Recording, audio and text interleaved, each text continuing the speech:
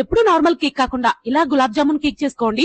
రసాలు టేస్ట్ చాలా బాగుంటుంది. లోపల నుంచి కూడా జ్యూసీగా చాలా బాగుంది. నేను చేయడం కూడా ఫస్ట్ టైం. పిల్లలైతే చాలా బాగా ఎంజాయ్ చేశారు. ఒక్కొక్క ముక్క నోట్లో పెట్టుకుని తింటుంటే కొద్దిగా కలాకండ్ టేస్ట్, కొద్దిగా గులాబ్ జామ్ టేస్ట్ తో రసాలు మామూలుగా లేదు. ప్రాసెస్ కూడా చాలా సింపుల్ అండి. ఖచ్చితంగా ట్రై చేయండి. ఒక మిక్సీ జార్ లోకి కప్పు వరకు గోధుమ రవ్వను తీసుకోండి. అదే కప్ తో 1/2 కప్పు షుగర్ ని, కొద్దిగా జీడిపప్పు, పిస్తా పప్పుని కూడా యాడ్ చేస్తే టేస్ట్ బాగుంటుంది. వీటన్నిటిని మెత్తగా పౌడర్ చేసుకుని బౌల్ లో యాడ్ చేసుకుని 1/2 కప్పు ఆయిల్ ని, మిల్క్ ని వేసి లమ్స్ లేకుండా కలిపేసుకున్న తర్వాత ఒక ప్యాకెట్ గులాబ్ జామ్ పౌడర్ ని కూడా యాడ్ చేస్తున్నాను. ఇది 250 గ్రామ్స్ అండి. మొత్తం పౌడర్ ని యాడ్ చేసేసి బాగా కలుపుకోవాలి లమ్స్ లేకుండా. రవ్వ వేయడం వల్ల మిల్క్ ఎక్కువగానే పడుతుంది.